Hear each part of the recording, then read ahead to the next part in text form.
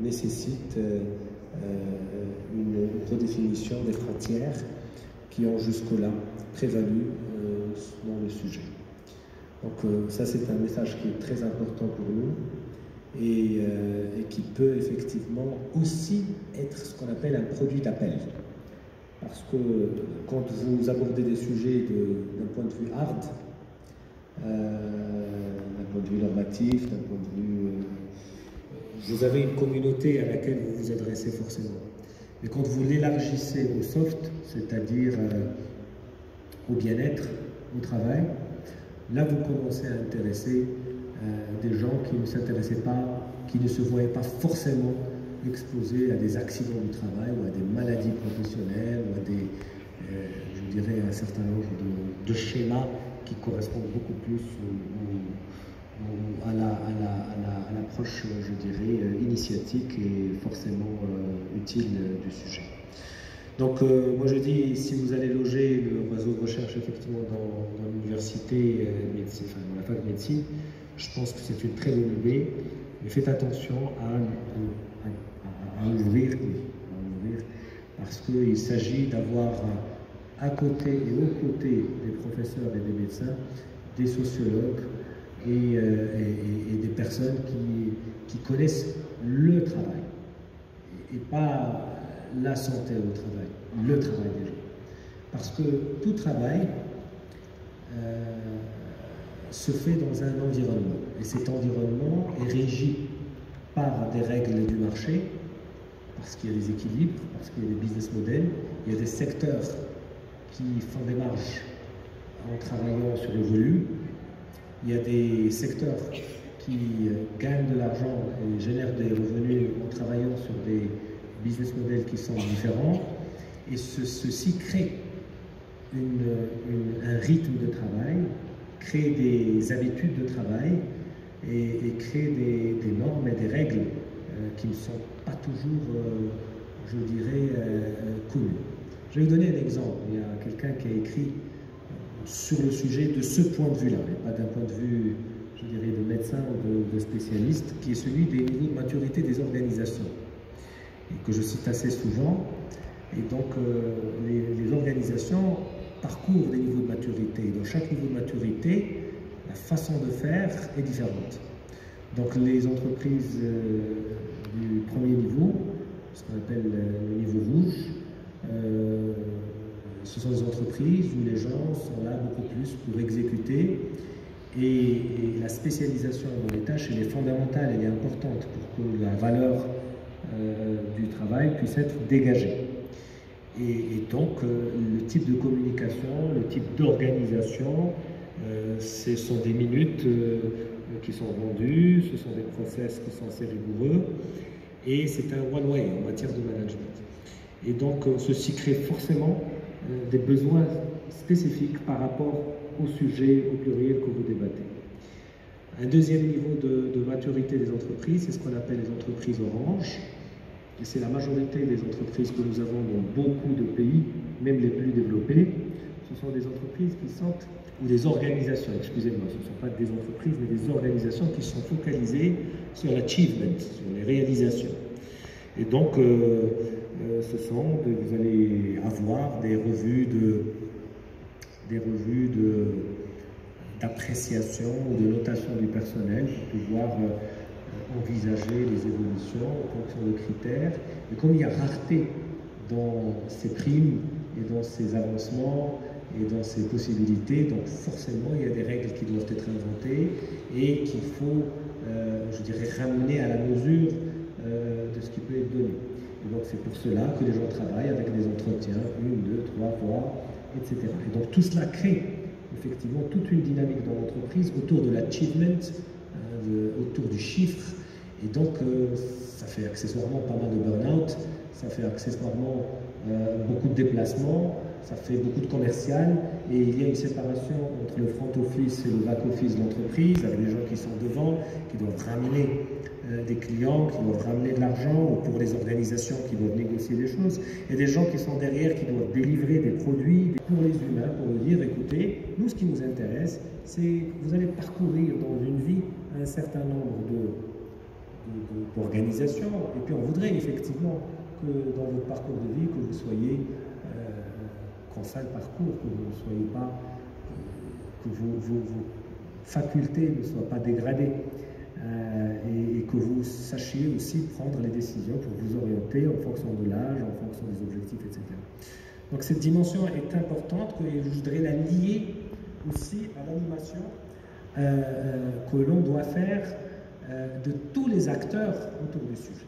Parce qu'en ayant ce scope-là, on peut être sur une animation différente, avec des parties prenantes différentes, et avec un poids important des médias et des réseaux sociaux, et pour pouvoir aussi faire découvrir un certain nombre de métiers aux gens, parce que c'est un sujet qui est aussi important, mais également faire découvrir les métiers, non seulement sous l'angle de la pratique et de ce que représente ce métier, mais aussi de l'équilibre qui permet à la personne, je dirais, d'engranger au fur et à mesure.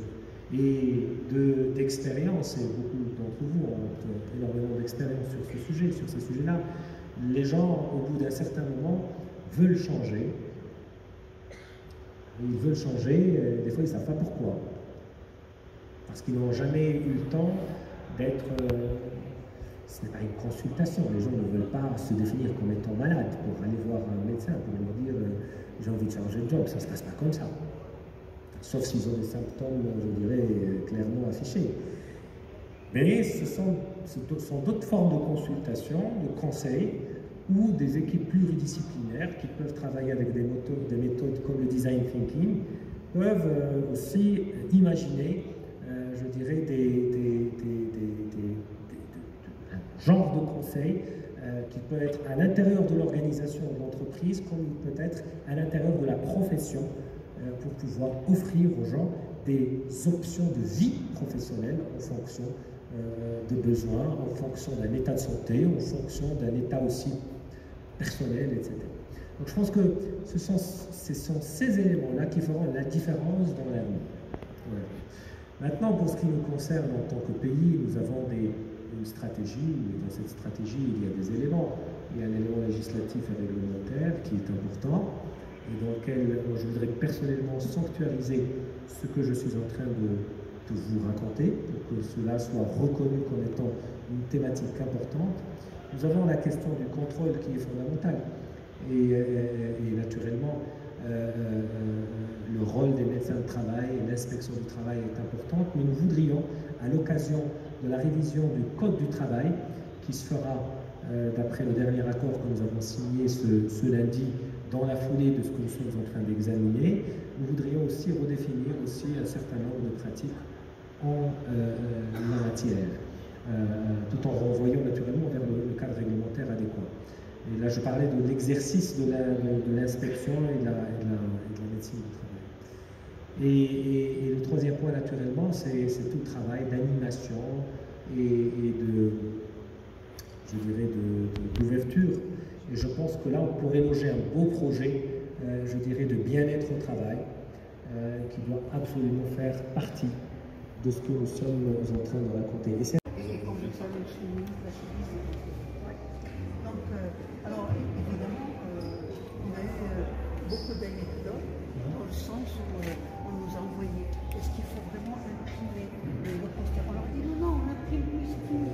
Et alors, on a eu par exemple un japonais qui a écrit à nouveau en disant nous, au Japon, c'est encore encore le papier. Alors, elle dit non.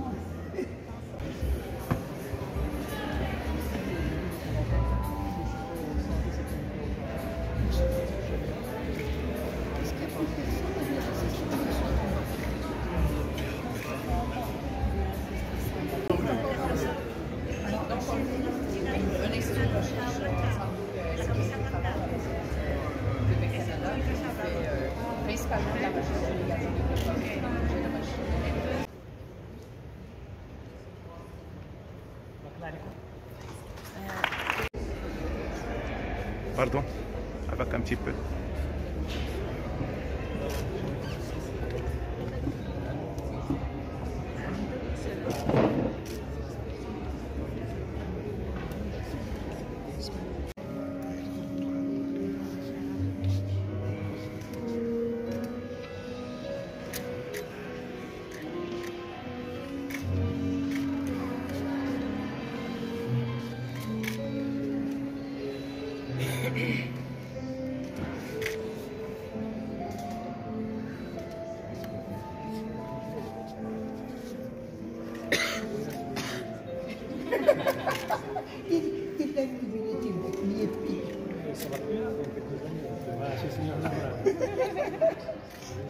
Mais c'est vrai que c'est difficile à retenir. Mais par contre, il y a des bataillettes. Et même on a traduit en anglais. Moi, j'utilise l'acronyme. C'est pour ça que j'ai la. C'est pour ça que je l'ai.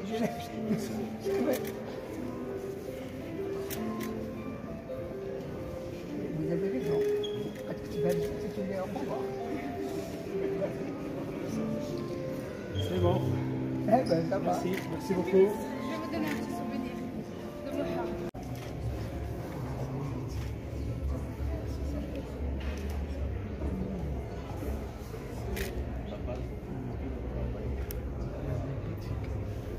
Il y a aussi l'aide sociale directe.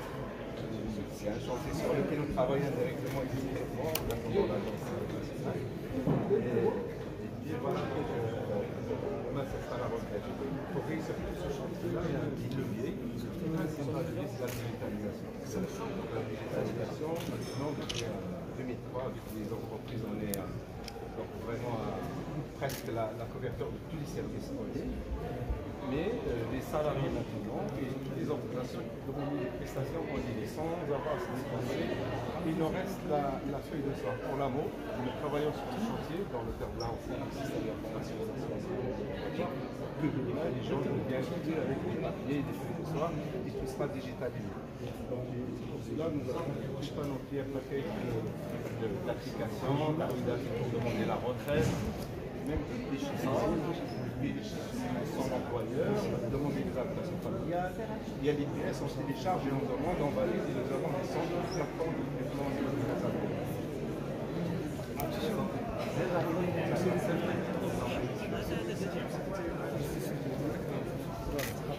شكرا للمشاهدة.